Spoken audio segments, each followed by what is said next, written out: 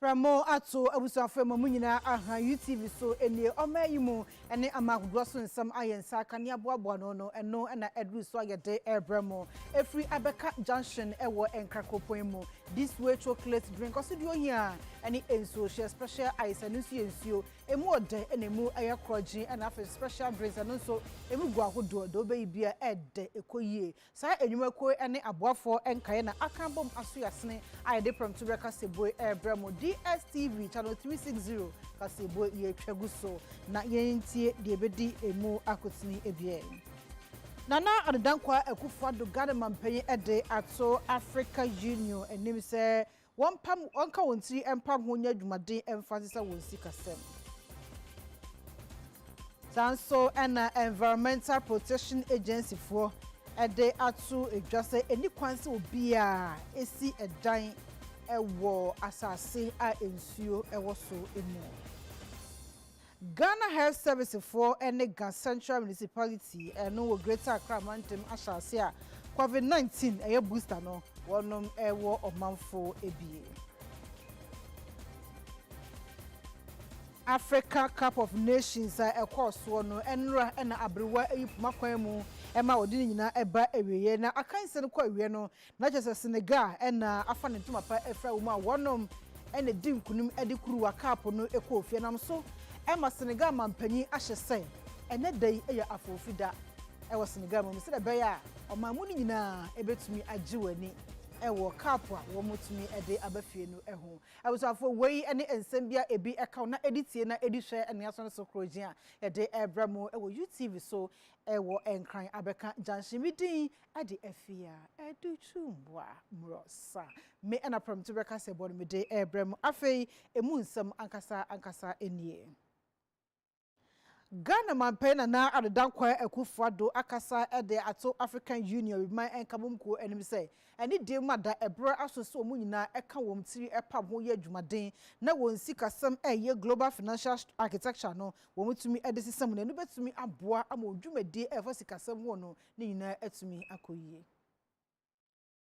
Currently engaged in the process of establishing 4 financial institutions, AUFIs. Namely the African Central Bank, ACB, the African Investment Bank, AIB, and the African Monetary Fund, AMF, and the Pan-African Stock Exchange, PASC. Towards the establishment of the African Central Bank, the second extraordinary specialized technical committee meeting on 17 December 2021 agreed to submit the macroeconomic convergence criteria to this session of the Assembly for adoption. It is a very welcome development which will allow for the monitoring of our path towards a common African currency. On the African Investment Bank, there are currently 22 signatory member states of the protocol on the establishment of the bank. The minimum threshold of ratifications for the protocol of the African Investment Bank to enter into force is 15. 6 countries have ratified these instruments. 9 ratifications are outstanding. With regards to the setting up of the African Monetary Fund, there are 12 signatory states of the protocol, with only 1 country depositing an instrument of ratification. It is clear that the major challenges towards the establishment of the AUFIs include the slow rate of signature and ratification of the legal instruments, and the limited capacity of member states to finance the establishment of the AUFIs. Regrettably, none of the AUFIs has reached the minimum number of ratifications required for the enabling legal instruments to enter into force, and thereby facilitate their substantive establishment. This is detrimental to the operationalization of the African Monetary Institute, which is the first step towards the establishment of the African Central Bank. A number of recommendations have been made in the full report, whose endorsement by the Assembly would be critical towards the establishment of the AUFIs. They've been captured in the draft Assembly decision that will be submitted to Your Excellencies for consideration and adoption. Last May in Paris, world leaders made a commitment to allocate the historic SDR 650 billion issuance to IMF member states, with Africa's quota allocation of 5% or SDR 33.3 billion. We value this commitment to additional resources, of which our continent is in dire need. It is unfortunate, however, that the only proposal that has been put on the table by the European countries so far is to rechannel these SDRs through only one institution, the International Monetary Fund, IMF. The IMF should not be the sole beneficiary of such rechanneling. We believe that our own constitutional institutions, such as the African Development Bank and Afro-Exim Bank, should be recipients of the recycling of these SDRs. Our finance ministers and the United Nations Economic Commission for Africa, UNECA, have advocated for the use of regional development agencies to be included in this rechanneling. African finance ministers with UNECA have consistently championed the allocation of SDRs to capitalize AFD and Afro-Exim Bank, to help establish an African stability mechanism, and to initiate a liquidity support facility. We need to guard against the continuing consequential stranglehold of the rating agencies, which has affected the cost and access to capital markets for African countries, and has, during this COVID period, resulted in the downgrading of many African countries, exacerbating even more their funding challenges. Furthermore, it is of the utmost importance that the G20 leaders stick to their commitment to reallocate to Africa SDR 100 billion agreed to at the Paris Summit in May 2021. These issues have also been captured in the draft Assembly decision, which Your Excellencies will be considering and hopefully adopt. Chairperson, we need to work collectively as the African Union to reform the global financial architecture, even as we build and strengthen our financial institutions. Osi asweye eye Ghana embassy ewo Addis Ababa eno ewo Ethiopia memu and so ama omampena na adedankwa ekufuado akore sede adwuma no esi ekwo ene baabi a edru.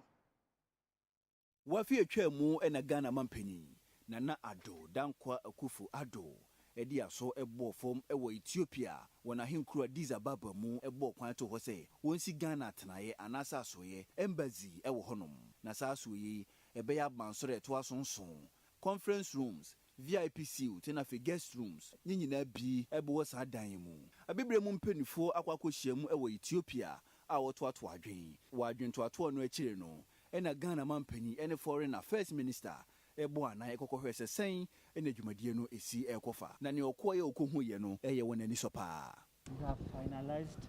the conduits and junction box, and we have submitted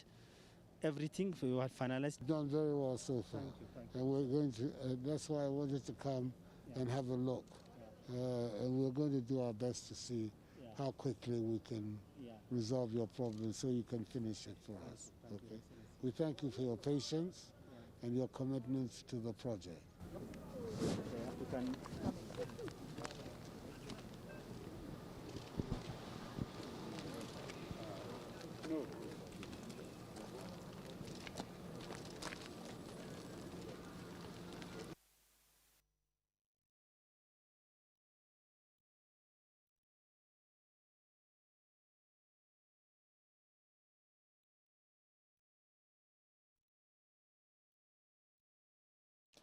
Say aban panyimfo se onum ebetu kwan a wonum the electronic card ena ebeko ifan say electronic travel card wesu nti omampanye abedi eche Dr. Mahamadu Baumia akoye amamra wapa eho entuma ewo emfifi Mantam Central region. The e-travel card portal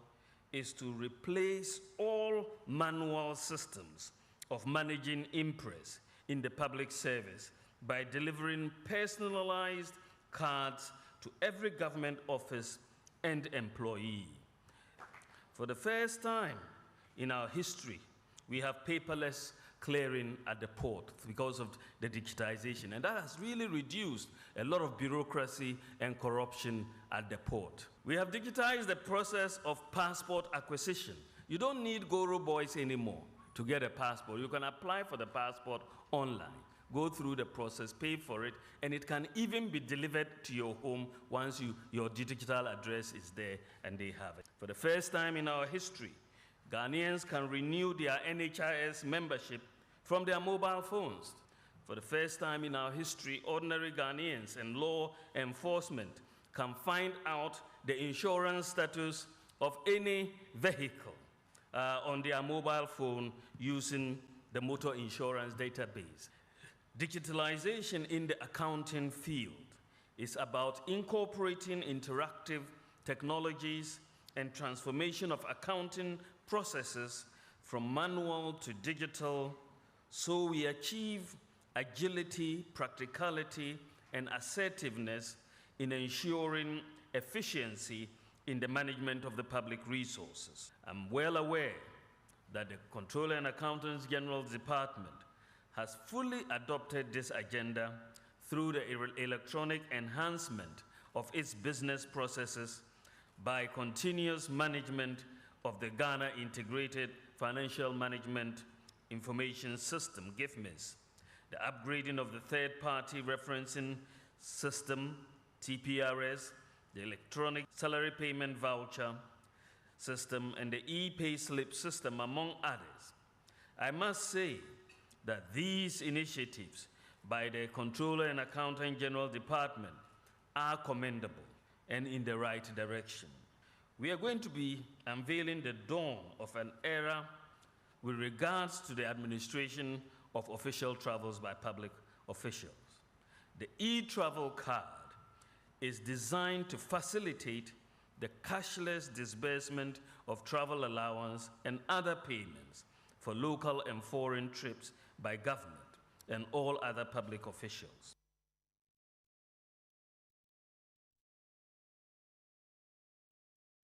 For year kwa humane so na yeni yensem Shoni Jacob Kubi abo enkomo kakra na University of Education Winiba so manfo beka beye emfie numnie Vice Chancellor na owo honom no wantwi ne menti wanse bi abai mekowi asempo yeje ni dibro ni efri ni nsam asem no kɔ court na se court asa asigina yese papa ni dibro no Vice Chancellor dibro no yensan emfa ema ne biom na nam so omo ebe ya amamre na yede no esiso Wam de nesi so ana deport na ekoso do betima boye mu ye ensem Shoni Jacob Kubi waba ahoma so Jacob so timenka ma hen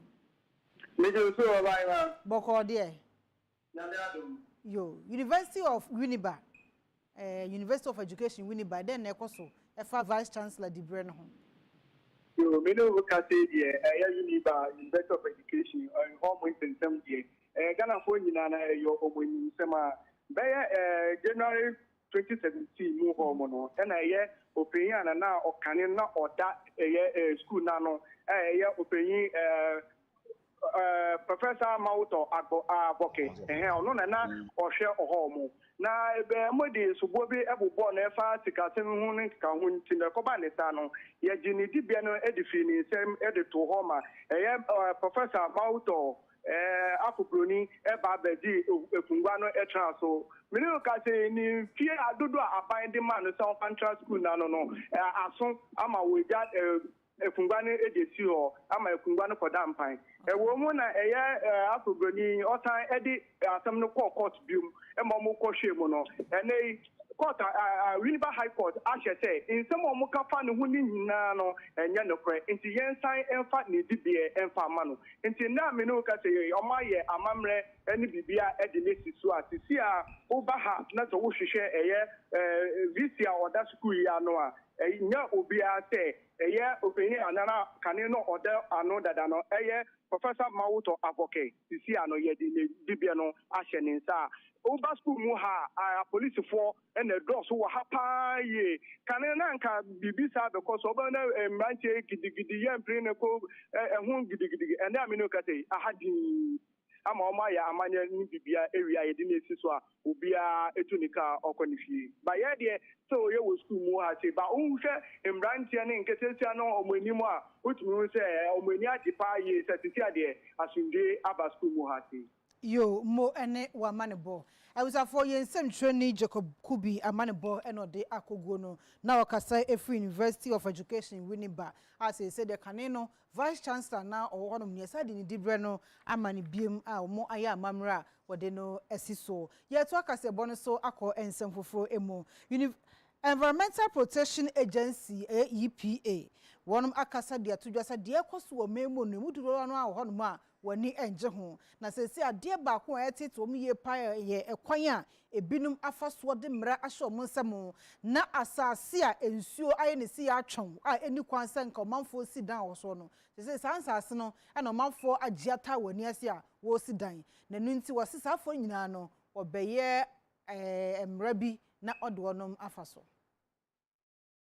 mu ana UTV nsam trefo ene Environmental Protection Agency omumpanyimfo omo asantema ekopie mu ewo kwada so ba bi efra o se hilltop eho ena amanfo bi afa koti kwan so ensu ada honom no omo etwe anwea aguma ye beka so omo efele a ompese omo edeye project anase omo disi adan eno ena adehye omo wo hilltop ka se da bi ye no ana se na amen eho eye wetland ena ensuo na eda ho untimi ensi ensuo se wo de ba ba ye wachapade antwa yi asam ebeto odwa no kwankyerefo panyim Chief Executive Officer Edema Environmental Protection Agency onumonyamfo lawyer Henry Kwabra Kokofu wakakopiem o hilltop a o kire se ensem a ekoso o hilltop no entwa yie kra na ohwe ensura no kra na eyade na Environmental Protection Agency wo mo empanyimfo ede enema bi ababesi wo kire se eho ye buffer zone anase eho ye wetland a ensuo so da ho ensese obi eye saa enema no enso kwa na ekoso eno na UTV nsam trefo ene kwankyerefo panyin Edema yipi onumonyamfo Henry Kwabra Kokofu etwetwe nkomo na o kire se kwan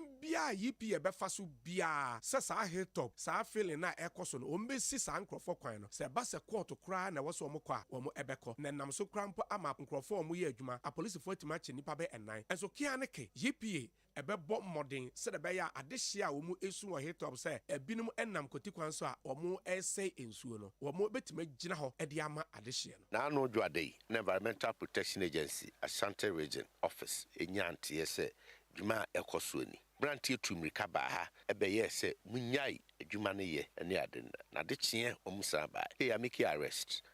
a process for abem a prosecution ebebem the sector minister Honorable Dr. Kokwefriye, Minister of Environment, Science, Technology and Innovation assemne ba ye beda ho wo TV so ne ade nyina no ana obisa se EPA den na ye ya na mom tuobei de me catch and say me banam de meni abehwe ya prepare all the report ya fly drones ya hunu the extent of damage water course sa failing no ase no ya awre hokura ye no ma hodo a umfifiri amanone e basa bie ebedidie etunkosia epaye ya ye hwin enne ye pebre mu ne ewi na wa feeling suo na afensuo na apie na eba nti ye nyina fanhye ya dwenem se eye dan ya nsuo beto nsuo no to na to bribri na eyiri fayen a sremo mamo me mfa so bo mo baifo bia mamo me mfa so bo mo aban bia ban atwam ko aban a oho eye yenia ya so den ani pesemin kuminya ani bre boni ana de edusa yentena ho ama we nkoso na yesra manfo momo aye yenko a yentimi nya adwuma no se yesi nkete se ye yetemantemo ye community members na bibi ekoso na ba affect ye personally ana ba affect ya sitnemu a mumiense kire ya no nka muntimi kura nka momra asoye na mmabo amane the bani information ape won a etusa na mo na momo aye Ghana Health Service wonum fa wo gas central Greater Accra Mountain mu no wonum ahyase ama COVID-19 booster mpane no womo wo omanfo bi agina so de akon atia COVID-19 yade no COVID-19 booster yeka ho asemi empenfo chirema wo hwe anim se Ghana fo nyina omomodi mfinhia edunum apemfo eni obi bia bebo no homodin na wakwa wo bi se na be ya COVID-19 yarewa no yebetumi atu ase edi afiri yemu empenfo chiremu a se COVID-19 mpane na yedika wodada no enu ensi ho kwan si obi enya COVID-19 yarewa ni bi na emom yarewa no so obenya krampa bebrebra no ase ano enye din se de obekwa kopie mu ayasabia na te ye nya mframa nsi so na wuwu ani no empane no ebeso eno ano na yare no nya bi krompo ampenfo ehwe wo emu aduro ba komienu so na ho ato na booster idie ebema wo immune system no ahoɔden abam na se yare no krompo bi eba ho apurukusu na te se wo na wo kɔ no enu nti na wo hwɛ animu se bibia ebetumi akwakɔ booster ni bi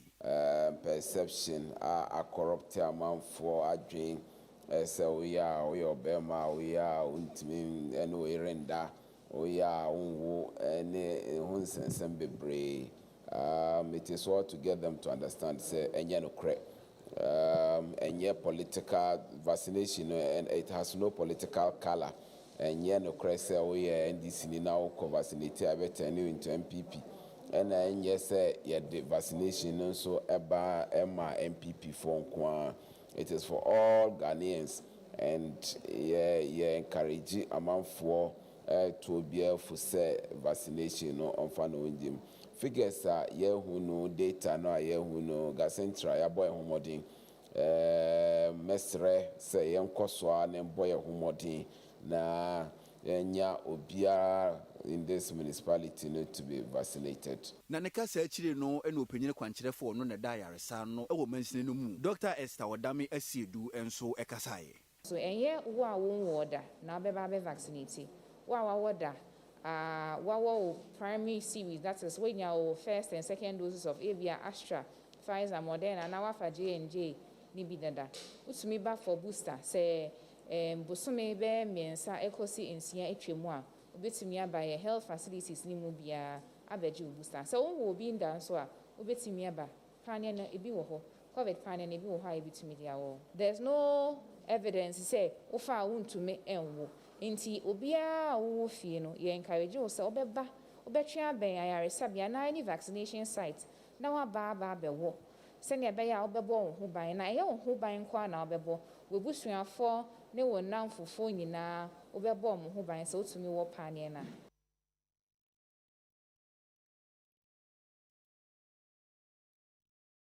Awusanfo ye to akase bono eso aturenche mu aboafo ekuo eye nadmo wonpanyi abedi akire awoni onunyanfo Abu Ramadan akasa amemu no wode atu Ghanafo nyina nim se yenti yensa ema ebi enso adehye awon wo apietu so se be ya eja wo betumi enya emoa ama won ho ahare won kakra.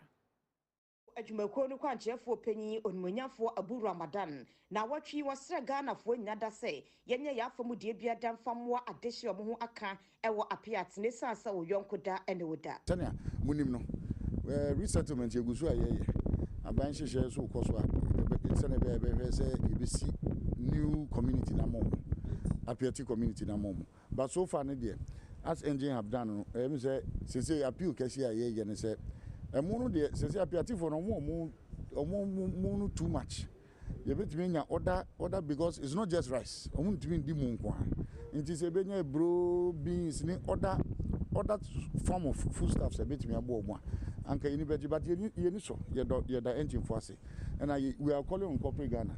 It has not ended. Whatever it is that you can do to help the people of Afia, in their times of need. U.S. Embassy, my nyama, omde command for no. Into corporate Ghana is still helping. Embassies, Israeli embassies, they've gotten in charge the Chinese, Japanese.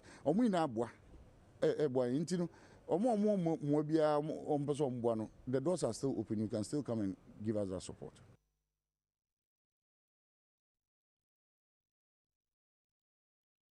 Awusanfo nyina nim se petrol bo no ya pagyamu kakra chesi ya tum na ekoba ne sanso a ya yenuanom adrobafo epese womon so ahyenti ade eye transport fare no womon so etum se de be ya won be ye adwuma no kama wa bra eka bobia emeda wonum achi wesu nti enya ne ntia se eye concern drivers no wonom epese oye nhyiemu na wode to atodwe esigina ye ese ahyenti ade eye transport fare no wonum ebetum asemisa ne say meeting no enya abaso na enya baso a wo mo asigina ye no so mo betum wo mu tuma wo mu etum sai wo mu ne hifo mpo na koye sa meeting no ense misa we hu nti no ya to nsa de afre ye PRO panyu akasama wonom Owura David Abuada ewa hoaso a ye ne betwetwe nkomo na yebusa no obedum bie UTV premto breka sebosu ni ma hen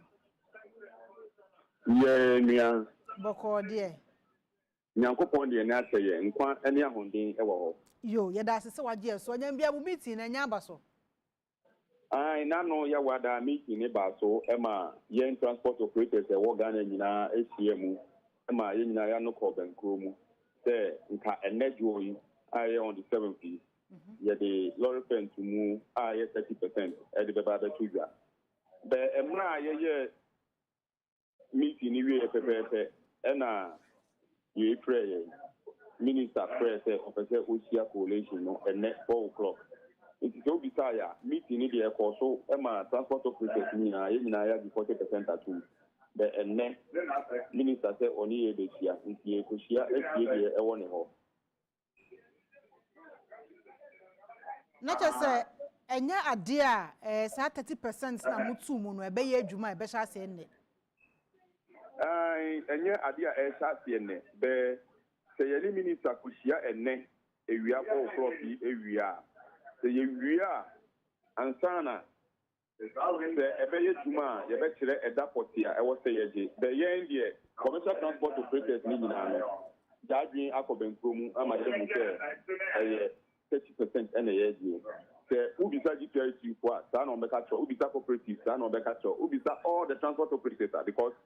ye de inseni ade a ye di gum inseni nanim ena ye di see eni ansa na ye nya 30% ana ye nya percent ka ye no ye di see eni ye secret stating ye nya 32.2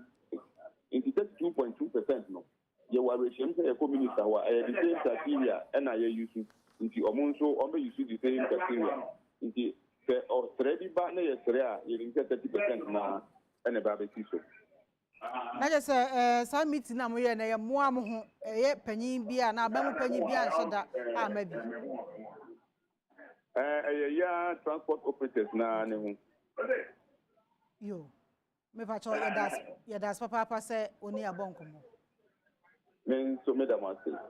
jo I was for concerned drivers no wonom opanyu akasa edema won ani din edi David Abuada na yete se okasa ne yeto akasa bono so na yakọ ensemfoforo emu wada de se die mu odu ato aban panyufo enemi se wonyo fam die na kata se hye esumasi dwumade ene proye eye corruption obetumi ene no aton kwanta pai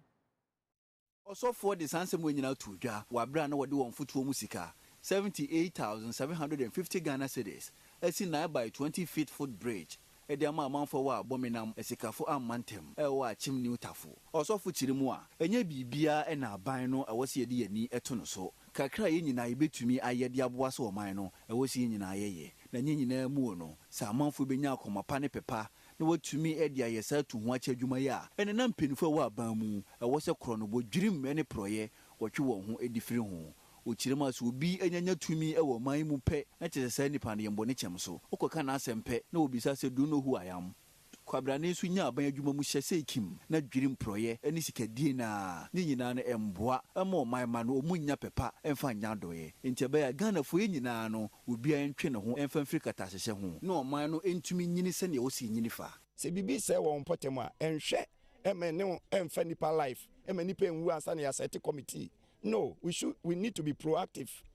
to be able to solve problems. We in communities. Ni aya ho din betumi. Ye kan ye hu bomu we can do better. Ye kan hu bo we de ne kakraba we de ne de ba. Ye nyina ye ka bomu enti be se me hye nso nyina enkran. Se enya so da nkwa na esi. Se enkwada na we ye nso ye de omu ko school. Se oba ya so se rema sisi a ye omofra ye hwemo university. Ni nyina ye capacity building for the community obi wa ne papa ewu ni mama ewu wa ba sori oni obia eye ya sade se ye boa se nipa no no so de da chintimi yi kromafo ni bi nso ene ye kasa che se ne wani asi age edi afa ka no na ye kwa sori a age se ye kofa krom na ya fa ka wo ho akosi ewo Metafo Avenue A ansa na yasa nante ato aso akwa asori nanso sese ya yenye bridge die ene mani agi ye pa ifisa wo fa hape enche bia na wakodu asori wa fimpinu na duno opinyina na nko ohwe ni mu senka manfo wa chimabu akwa abato mpeso aso ebeto aba edi ama no ewa ndi samonyuko ni di mu Reverend Charles da kwanyeboa enso ekasai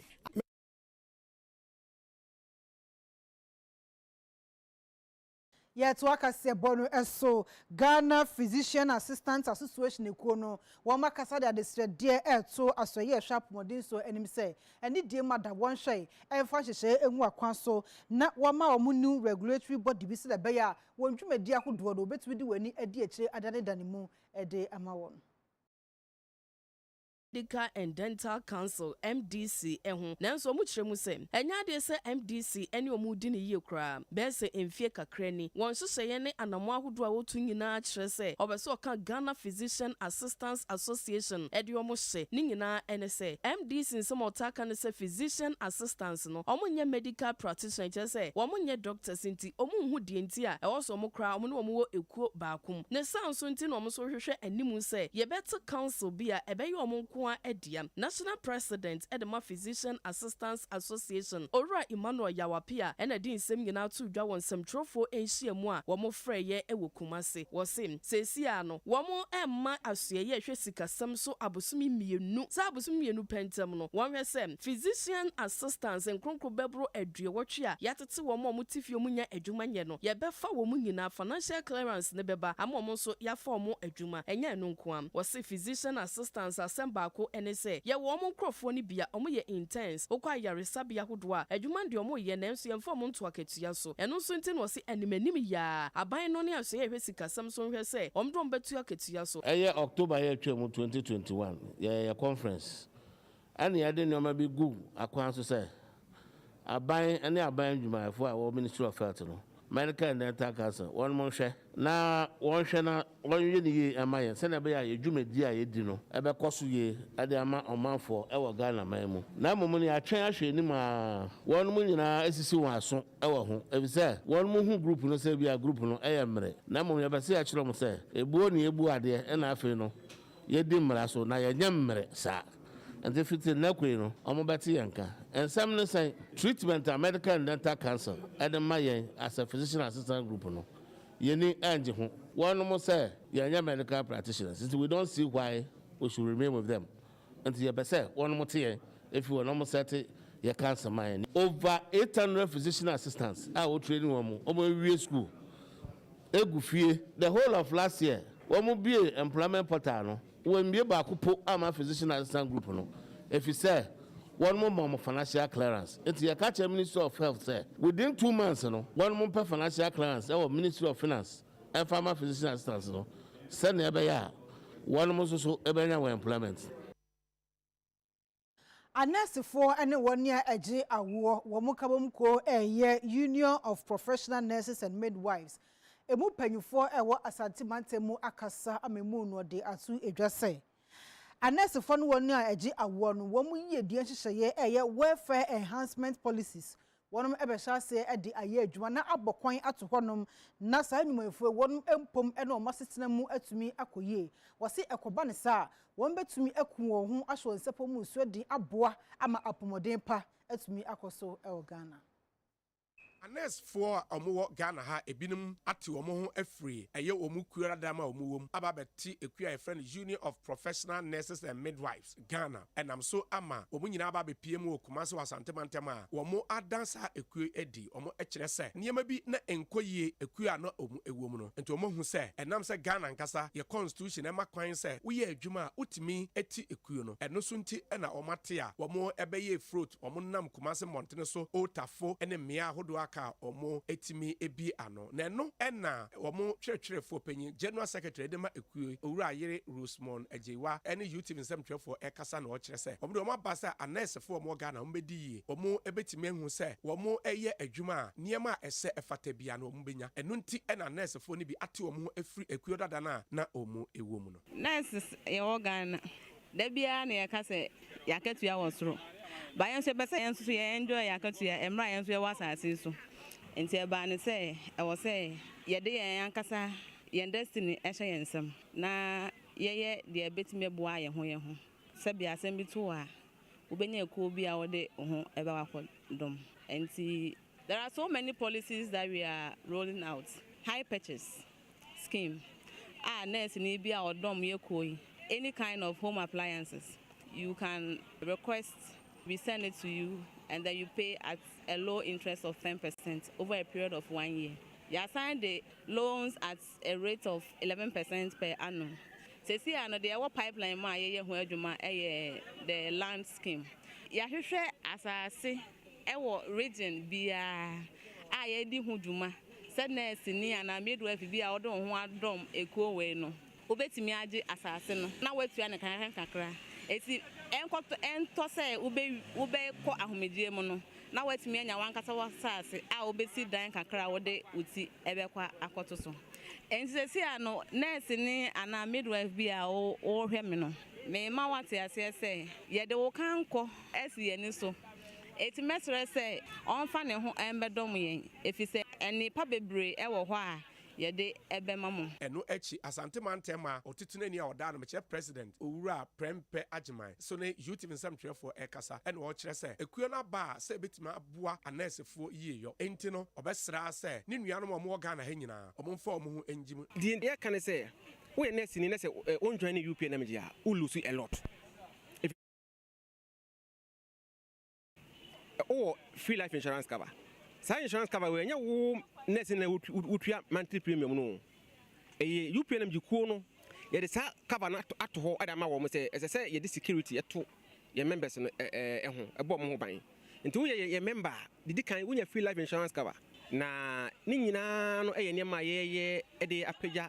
anesi for assistance ensem welfare issues. And today we nurse ni say wo ka UPNM ji ho a ene meka je say this is a time as I say about UPNM ji ho na ene pay wo also one side day it can be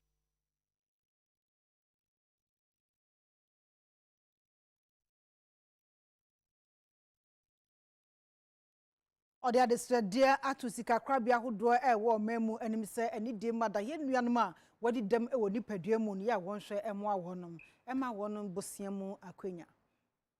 Empempio ni etatufu se wona asebi wadi dem no ema wongyina kwa ho ensresrade ompe bibi no fo na brabo enye nanso so no safui obi ebeko sika krabia anaso obeko obi honom se woma ne bosia na ofa ndi dwuma no na obi atwetwe no ho esane dem a wadi nti abanka tipanyina wo no ene we adwura sekire domase Dr. Kinsilo osai echiremu a we nyina no yemfa nchekire man emboa emoman puntuo no enkoso sene yesese ekono Odi sanse menyina tuja wa bra no wadi bibi kakra ema wona wadi dem e woni mansini ne mu so won fa nhye bibi ase e wa brabom awo afutusem ema adofo wo ye adwuma wo miaye a ye pesika di dwuma ne se obenya awrehemu wo mu esan se wona wo mansini mu de ye hu se wo nyina ni bere se obe ye bibi enti se sabe wadi dem kra no a obepe fidie bia odi beye bibia en ha no bebre nanso nam so di sika be den ebebre no oti onam saa kwa no so betime tua sika bia obusia bia wa den wabo eti ebesre financial institutions no say omuhu ye nuanom a adi dem no a omum mfa akomapa emoa won esan se bebre no ano ewo opepa se obeye bibia edi nsunsu pa beba na abua na busua ene oman ni nyina kwankyerefo wono and the social welfare tena ye we adwura sekire domase ano Mr. Abdullah Yaboni ochiremu a normally cases that dominate were higher cases of maintenance and neglect bon se be man no ne na wo for ne be man no person take care of responsibility and then that dominate what happen sometimes pregnancy responsibility but it depends on the year case be by neglect mamika the issue is complex or but logic complain about maintenance of papa so assessing say mammy no wakola disabled and disabled and young kola multiple so it is on that basis no it's a neglect no and your fast on a support so most of the cases are maintenance on share but back home sometimes pregnancy responsibility and as a custody back but they dominate here maintenance wona wadi dem ni bia wonsa e kan asa ne man e bi nso ene ye kasai na do asepa Sada sisi ya wote kupe mkwasi. Minisa kamenema. Nya mobile ni. Ina ngwadro ni. Ana gali botoba. Beki chere na matu. Kama mdibeke mama mdibia sheramba. Mani shida. Midday. Ensi ya wo die ni mu mane bayi na mde o mase. Mde o mase.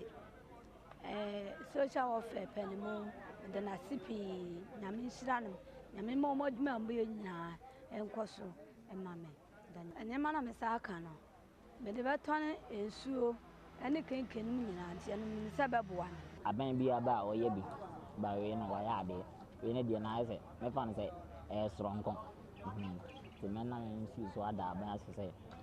te bia ye ko enkoto je na ye bompa ye ma bi kano ti ye bompa ze mi asin sa ba bi.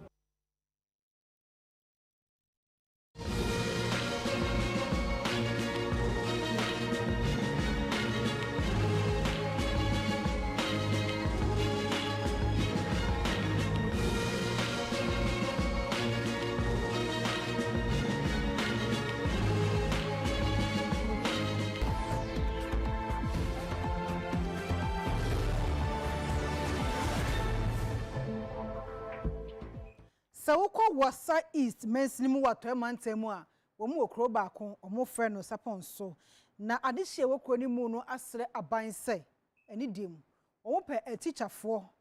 a omo bɛkyerɛ omo ma ade na afia aban edum won ma teacherfo ni bia baabi ondi onti beto nso aban enhwɛ ho asɛm enka ema won Jesus ebi ndi squinty ama hinkoda ni school na omo kɔ ekrofoforo so ye kwan so enye obi kɔ school be 2 days period wa bre na otifie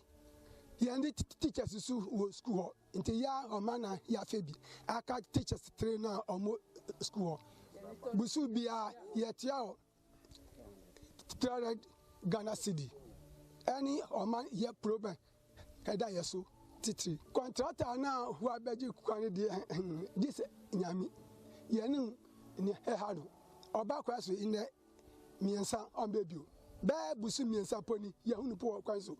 oyeso a ampia de tingu no agya kwani sa na nsuo to na temu udi moto feka pu batipu pra udao nti ohakase a ye kra ani ye kwan eso kan school say from kg 1 kg 2 any primary ni nyina no teacher for miensa pe na wo school mu community na yetra say hu say ye mpese ye ma no be say nti sa de ya be boy ho kakra mo ba ye mo say ye kukuakuyafo enya de ye busuma adwuma bia enti ya na ye bo kakra nkra ni tubo a ye de tua 300 Ghana enso hwe me no muka say miensa jai miensa na aka o mo po enim say o mo makwan we no mo bia o be san betua so amayen a e say aketua no nye ye chesin su ebi ni ho enkola no wie primary school ya just mo 93 miles enso menyi dis Ghana constitution say akwada kitwa 93 miles ansa na wako GHS panyinfo no mo Ghana ha nyina no school ti na mo ko di ho obi nko school kura no so ko pe position is one school nim de no nyame di amaw ba tie beka se ko fa certificate mbra enti say ye ma no mo ntimi nya sa chance no dia na che say ye sisi kase enti ye sere omo so mo ndwin yesu ye hu bi na daachi yesu enkola no timi ko anim na yesu say ebo akokra ne abrewa o matimi ahwe yen afi filling program no so se na mo ka no kure mudi fili krom ekono makro na yema na kura ha na mo be fili kwara mo na nya ho me modi akosukuru no mo ja fili program no se sia wo hwe impoho wasa yi se wa ha nyina no yen kwa nipa fili program ye san kan bi ti bi sere mo ni die ne obuo mu no fili program no mo ma ebi mra saponso na nso nya ye ndi ye ho ye sere mo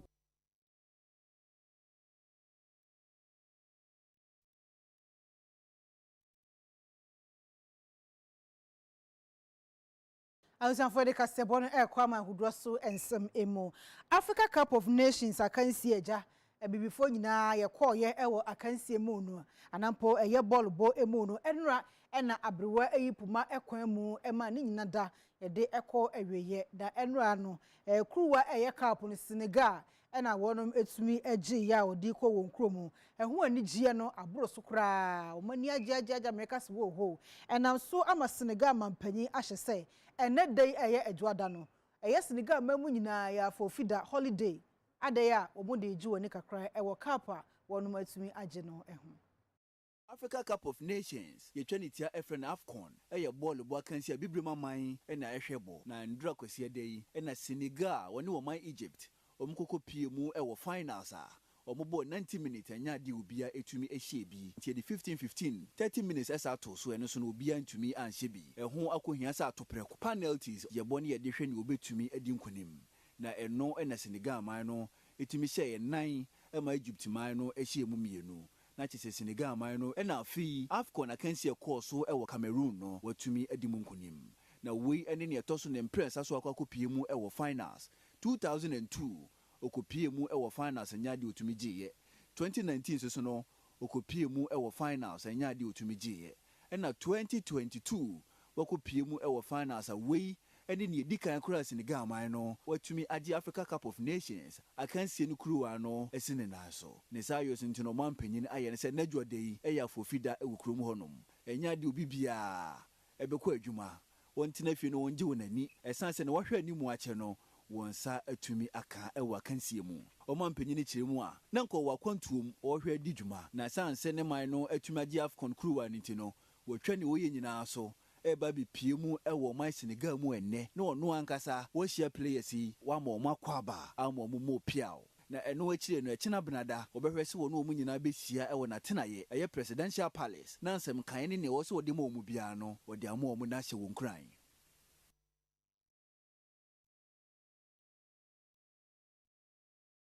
Akudie mu nsem na edru so bongo difara ayekrado odebeto aso yetwe ho abasisia